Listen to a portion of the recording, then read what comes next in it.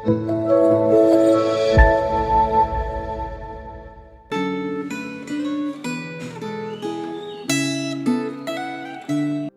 saudara, jumpa kembali dalam refleksi Gema 6 Februari 2024. Sebelum kita merenungkan firman Tuhan, mari kita berdoa.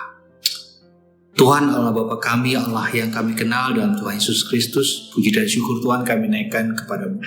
Terima kasih kalau pada hari ini kembali kami boleh merenungkan firman. Biarlah Tuhan boleh meneduhkan hati kami, dan Tuhan boleh kembali berbicara secara pribadi kepada setiap kami, sehingga kebenaran firman-Mu boleh menjadi acuan di dalam hidup kami sebagai anak-anak-Mu, dan terus boleh menuntun kami untuk kiranya hidup berkenan kepada-Mu saja. Terima kasih Tuhan, berbicara kepada setiap kami. Dalam nama Tuhan Yesus kami berdoa. Amin. Saudara yang terkasih di dalam Tuhan, refleksi Gema hari ini mengajak kita untuk merenungkan firman Tuhan dengan sebuah topik, mengutamakan kesatuan dan kesopanan, yang terambil dari 1 Korintus 11 ayat 1 hingga 16. Kita dapat membaca selengkapnya dari bagian firman Tuhan ini, namun pada bagian ini saya akan mulai dengan membacakan ayat 2 hingga yang ke-12. Demikianlah firman Tuhan. Aku memuji kamu, sebab dalam segala sesuatu kamu tetap mengingat aku dan teguh berpegang pada ajaran yang kuteruskan kepadamu. Namun aku mau supaya kamu mengetahui hal ini, yaitu kepala dari tiap laki-laki ialah Kristus, kepala dari perempuan ialah laki-laki, dan kepala dari Kristus ialah Allah. Tiap-tiap laki-laki yang berdoa atau bernubuat dengan kepala yang bertudung menghina kepalanya. Namun tiap-tiap perempuan yang berdoa atau bernubuat dengan kepala yang tidak bertudung menghina kepalanya. Sebab ia sama dengan perempuan yang dicukur rambutnya. Sebab jika perempuan tidak mau menudungi kepalanya, haruslah ia juga menggunting rambutnya. Namun, jika bagi perempuan adalah penghinaan, berambutnya digunting atau dicukur, haruslah ia menudungi kepalanya. Sebab laki-laki tidak perlu menudungi kepalanya. Ia menyinarkan gambaran dan kemuliaan Allah. Namun perempuan menyinarkan kemuliaan laki-laki. Sebab laki-laki tidak berasal dari perempuan, tetapi perempuan berasal dari laki-laki. Lagi pula, laki-laki tidak diciptakan karena perempuan, tetapi perempuan diciptakan karena laki-laki. Sebab itu, perempuan harus memakai tanda wibawa di kepalanya oleh karena para malaikat. Sekalipun demikian, dalam Tuhan tidak ada perempuan tanpa laki-laki, dan tidak ada laki-laki tanpa perempuan. Sebab sama seperti perempuan berasal dari laki-laki, demikian pula laki-laki dilahirkan oleh perempuan, dan segala sesuatu berasal dari Allah. Saudaraku yang terkasih di dalam Tuhan, dalam sebuah kutipannya, John Ortberg, seorang pendeta dan penulis buku Kristen, pernah berkata seperti ini. Saya perlu beribadah karena tanpanya saya bisa lupa bahwa saya mempunyai Tuhan yang besar di samping saya, dan saya akan hidup dalam ketakutan. Saya perlu beribadah karena tanpanya saya bisa melupakan panggilan Allah dan mulai hidup dalam semangat mementingkan diri sendiri. Saya perlu beribadah karena tanpanya saya kehilangan rasa takjub dan syukur dan menjadi hidup dengan susah payah. Saya perlu beribadah karena kecenderungan alami saya adalah hidup dalam kebergantungan terhadap diri sendiri. Saudaraku, ketika setiap kita diajak untuk membaca dan mengerti makna yang terdapat dalam 1 Korintus 11 ayat 2 hingga 16, maka kita sedang dibawa untuk dapat melihat dan memahami bahwa ayat-ayat itu bukan hanya berbicara tentang sebuah pemahaman dan tindakan dari seorang percaya untuk menghormati norma-norma sosial dan tradisi seputar penampilan selama beribadah. Namun, bagaimana orang percaya memiliki sikap hormat dan kesucian di dalam beribadah, sehingga dalam ibadah yang dijalani, Tuhanlah yang menjadi pribadi yang selalu diagungkan dengan cara yang baik dan benar. Sebab ibadah yang dijalankan setiap orang percaya merupakan sebuah tindakan yang keluar dari hati untuk memuliakan Tuhan, dan bukan hanya sekedar ritual yang kosong. Saudaraku yang terkasih di dalam Tuhan, karena 1 Korintus 11 ayat 2 hingga 16 berbicara tentang sikap yang benar dalam beribadah, Maka melalui tema mengutamakan kesatuan dan kesopanan, ada dua gambaran besar yang dapat kita lihat sebagai bentuk gambaran ibadah orang percaya pada masa kini. Gambaran yang pertama yang saya ingin bagikan pada saudara adalah ibadah yang berfokus kepada Kristus. Ibadah yang berfokus kepada Kristus bukanlah ibadah yang menimbulkan rasa superioritas sehingga ada kelompok yang merasa lebih baik atau berkuasa di dalam menjalankan ibadah.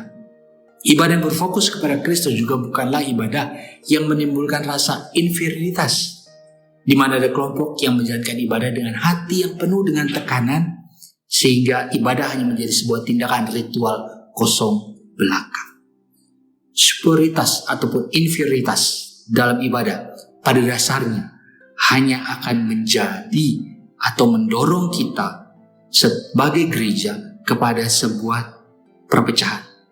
Karena setiap orang hanya akan melihat kepada diri sendiri atau tindakannya dilakukan oleh orang lain, bukan kepada Kristus sebagai kepala dari gereja. Dengan kata lain, ibadah yang berfokus pada Kristus membawa setiap kita sebagai orang percaya untuk sadar bahwa panggilan untuk beribadah kepada Allah dinyatakan bagi setiap orang, siapapun dan apapun status dari orang tersebut. Tidak ada orang yang lebih hebat atau tidak ada orang yang lebih kurang ketika datang beribadah di hadapan Tuhan. Karena Allah menciptakan setiap pribadi, baik itu laki-laki ataupun perempuan, serupa dengan gambarannya. Dan setiap orang memiliki nilai yang sama di hadapan Tuhan, Sang Kepala Gereja tersebut. Saudara-saudaraku yang terkasih di dalam Tuhan, ibadah yang berfokus pada Kristus membawa kehidupan kita sebagai orang percaya kepada kesadaran bahwa ibadah yang dijalani bukanlah tindakan untuk menyenangkan diri sendiri atau kelompok, tetapi sebuah tindakan untuk menyenangkan dan memuliakan Kristus sebagai kepala gereja. Gambaran yang kedua yang dapat kiranya kita pelajari, kita renungkan lewat perenungan firman Tuhan pada hari ini, bahwa ibadah yang menyatakan kesaksian hidup. Ibadah yang menyatakan kesaksian hidup membawa saya dan juga saudara kepada pemahaman bahwa ibadah yang kita jalani bukan sekedar sebuah kegiatan mengikuti budaya atau tren ibadah yang sedang berlaku. Tapi ketika kita mendasarkan ibadah kita sebagai ibadah yang menyatakan kesaksian hidup, maka firman Tuhanlah yang menjadi dasar atau acuan di dalam kita menjalani ibadah tersebut. Ibadah yang kita jalani bukan berdasarkan kepada kesukaan pribadi atau hal-hal yang menyenangkan diri kita, tetapi lebih mendatangkan kepada hal yang tidak menjadi berkat bagi sesama kita. Oleh karena itu, ibadah yang menyatakan kesaksian hidup membawa kita sebagai orang percaya senantiasa menjadikan firman Tuhan sebagai dasar. Sehingga di dalam ibadah kita tidak hanya memperlihatkan ekspresi luar yang tampak di hadapan orang lain ketika kita sedang beribadah, seperti angkat tangan, menutup mata, bertepuk tangan. Namun, bagaimana ibadah tersebut telah mengubah diri kita dari dalam, adanya perubahan dari dalam hati kita. Sehingga melalui ibadah kita mengizinkan Allah melalui firman-Nya untuk mengubah diri kita menjadi pribadi menuruti kehendak Allah, bukan menjadi pribadi yang mengikuti tren atau budaya yang sedang berlaku. Saudaraku yang terkasih di dalam Tuhan, ibadah yang menyatakan kesaksian hidup membawa saya dan saudara sebagai orang percaya kepada pemahaman bahwa ibadah yang kita jalani bukanlah tindakan yang dilakukan hanya untuk sekedar mengikuti tren atau budaya yang ada. Namun bagaimana firman Tuhan di dalam ibadah itu lewat rangkaian pujian dan juga khotbah mengubah hidup kita, mengubah hidup saya dan juga saudara, sehingga hidup kita boleh menjadi berkat bagi sesama kita. Biarlah kiranya firman Tuhan hari ini menjadi pengingat bagi saya dan juga saudara sebagai orang percaya untuk memiliki gambaran ibadah yang benar bagi orang percaya pada masa kini. Sehingga ibadah yang kita jalani sebagai orang percaya sungguh-sungguh ibadah yang berkenan dan menyenangkan Allah serta memberkati sesama tubuh Kristus. Kiranya firman Tuhan hari ini terus menguatkan dan meneguhkan setiap kita sebagai orang-orang percaya untuk terus memiliki pemahaman yang benar tentang ibadah. Tuhan memberkati. Amin. Mari kita berdoa. Tuhan, terima kasih untuk firman Tuhan yang sudah boleh kami dengar dan renungkan bersama-sama.